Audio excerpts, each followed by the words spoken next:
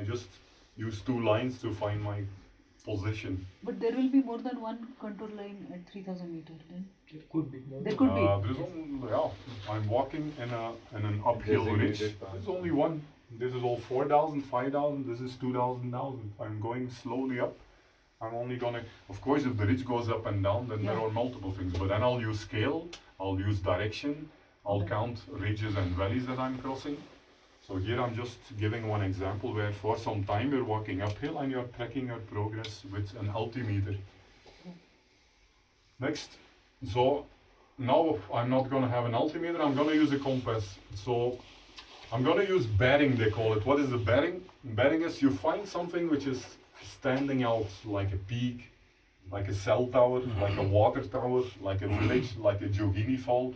Anything which you see clearly, which is also on the map, of course, right? Because you'll have to correlate it with the map. So in this case, I'm looking at the peak, and you can use your phone, 300 degrees here, 300 meters, it's not north, it's not 90, it's not 180, it's not 270, it's somewhere here, 300, between 270 and 360 will be here, 30 degrees off to the west. So 300, so where am I on the map? I'm on a ridge line, number 1, and I have a bearing to a reference point, 300. Let's go to the map and find out.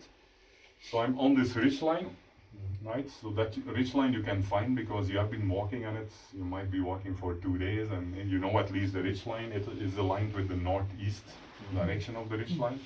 You locate the peak that you were looking at. So you need to take a prominent point, visible with the naked eye and visible on the map.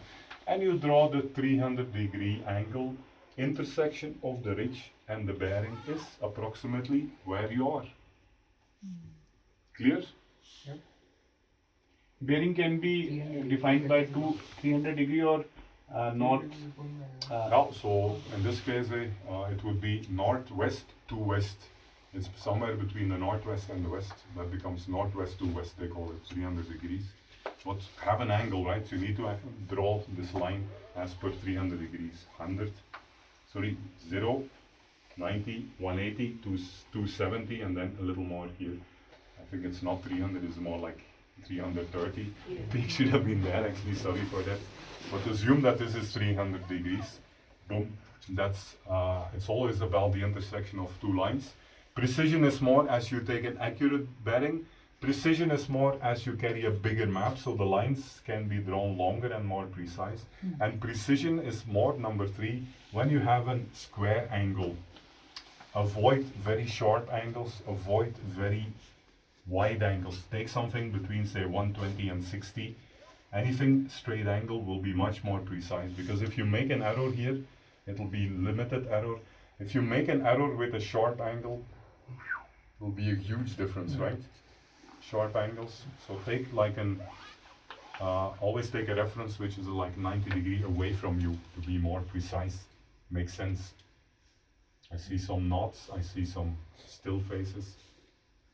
Mixed response. Intuitive, like